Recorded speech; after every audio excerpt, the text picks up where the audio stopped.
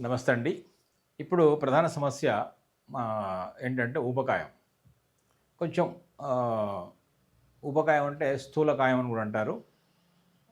కొంచెం అంటే fat deposits బాడీలో ఎక్కువగా అవుతాయి ఇక్కడ. దాంట్లో మనకేంటంటే ఇది ఇప్పుడు బాల్యంలో కూడా చాలామందికి ఊబకాయం చూస్తున్నాము. ఇది ఊబకాయం అనేది అనేక సమస్యలకు దారితీస్తుంది. ఈ లావుగా ఉండడం, బొద్దుగా ఉండడం, చిన్న పిల్లలప్పుడు బానే అనిపిస్తుంది. కానీ రాను రాను పెద్దగా అయ్యే కొద్దీ ఏంటంటే ఊబకాయ సమస్య, ఈ స్థూలకాయం అనేదేంటంటే ఈ బొజ్జ ముందుకు రావడం, ఫ్యాట్ ఇక్కడ విసరల్ ఫ్యాట్ అంటాం. లోపల ఉండే ఆర్గాన్స్ లోపల ఫ్యాట్ డిపాజిట్ కావడం, లేదంటే ఈ సబ్‌క్యూటేనియస్ ఫ్యాట్ అంటారు. అంటే ఈ చర్మం కింద ఫ్యాట్ అంతా డిపాజిట్ కావడము, ఈ తొడల లోపల, ఈ ఆర్మ్స్ లోపల ఇవన్నీ కూడా మనం చూస్తున్నాం. సో, ఈ ఈ సమస్య ఉంది. దీనివల్ల అనేక సమస్యలొస్తున్నాయి.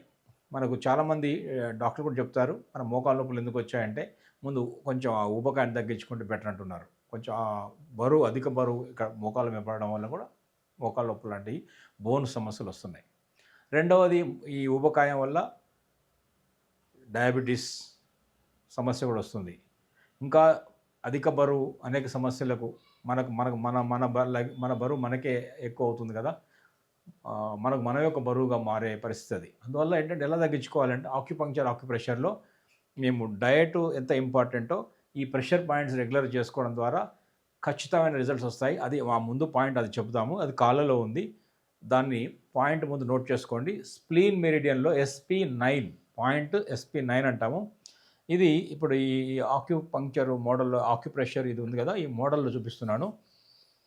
స్ప్లీన్ మెరిడియన్‌లో ఇక్కడ చూసారా ఈ బొటనవేలు దగ్గర నుంచి ఇలా స్టార్ట్ అయింది. యెల్లో కలర్ ఒక లైన్ చూసారా? ఈ లైన్ ఇలా పైకొచ్చింది.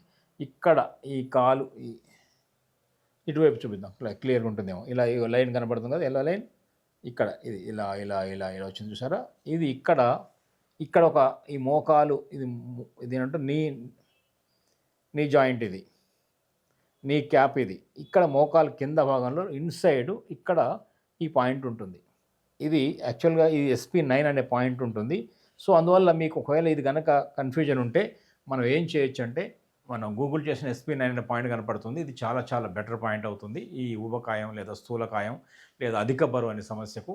అది బాడీ లోపల ఎక్కడ ఈ డాంప్‌నెస్ అంటారు ఆక్యుప్రెషర్‌లో ఈ డాంప్‌నెస్ అంటారు. ఇది సరిగ్గా ప్రాపర్‌గా డైజెషన్ కాకపోయినా కూడా ఈ సమస్య వస్తుంది.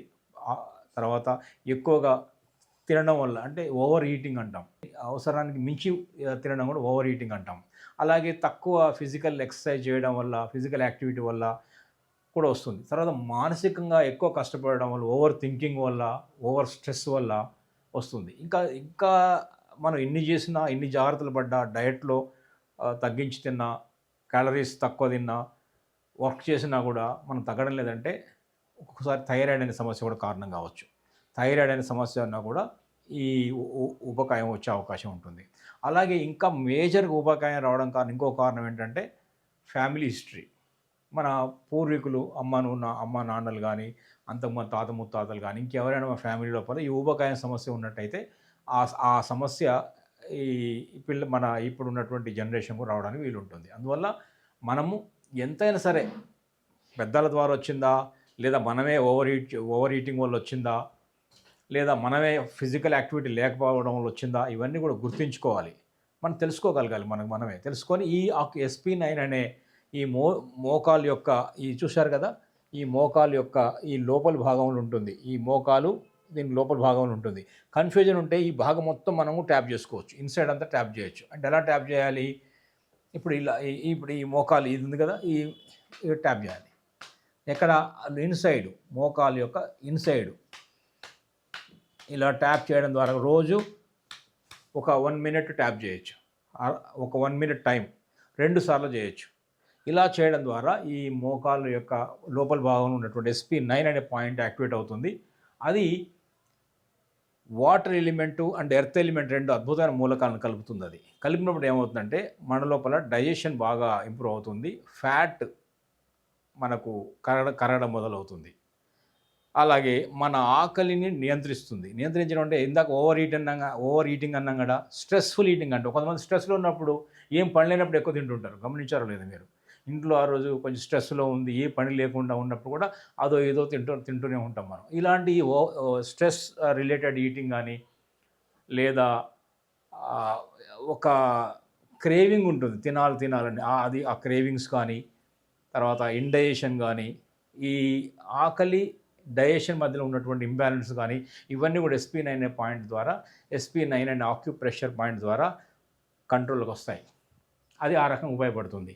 ఇక మూడోది ఏమవుతుందంటే, ఇది మానసికంగా స్ట్రెస్‌ని కూడా ఈ పాయింట్ తగ్గించగలుగుతుంది. సో, దీంతో ఈ ఊబకాయం అనే సమస్యకు మనం చెక్ పెట్టొచ్చు. ఇక మీరు మేజర్‌గా ఇంకొక 2 యాక్షన్ తీసుకోవాలి. ఈ ఊబకాయం నుంచి బయటపడాలంటే. ఒకటి నిద్ర.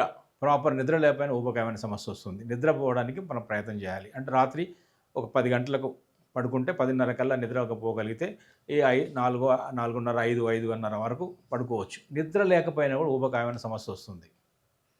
ఇక నేనెప్పుడు చెప్పే ఒక అద్భుతమైన ఒక చిట్కా ఒకటుంటుంది. అదేంటి? నమిలి తినడం. అది చాలా చాలా ఇంపార్టెంట్. నమిలి తింటే నూరేళ్ల ఆయుష్షు. ఈ ఊబకాయం అనే సమస్య కూడా అది చక్కని పరిష్కారంగా ఉంటుంది. అందువల్ల మైండ్‌ఫుల్ ఈటింగు అంటే ఏదో తినాలని కాకుండా ఆకలేసినప్పుడు తినడం.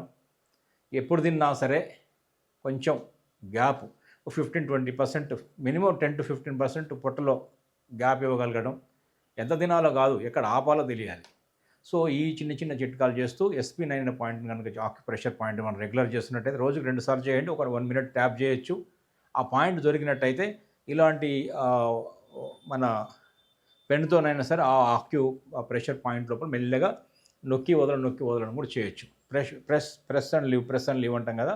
లేదా సర్క్యులర్ మోషన్ మసాజ్ చేయొచ్చు. లేదా బొటనవేలుతో కూడా ప్రెస్ చేయొచ్చు. ఇలా చేయండి. చక్కని రిజల్ట్స్ వస్తాయి. ఇందులో మనకు సైడ్ ఎఫెక్ట్ అంటూ ఏం లేదు. ఖచ్చితంగా పాజిటివ్ రిజల్ట్ వస్తుంది. ఇందాక చెప్పినట్టు అనేక మానసికంగా కూడా మనకు నిద్ర పట్టడానికి కూడా ఈ ఒక పాయింట్ ఉపకరిస్తుంది. డైజెషన్‌లో ఉపకరిస్తుంది. తర్వాత ఈ క్రేవింగు తినాలనే అట్లాంటి ఆలోచనలు కూడా ఈ పాయింట్ తగ్గిస్తుంది. ఇది ఊబకాయానికి చక్కని పరిష్కారంగా ఉంటుంది. ఎస్పీ9 అనే పాయింట్ ట్రై చేయండి. మీ అభిప్రాయాలు మాకు చెప్పండి. నమస్తే.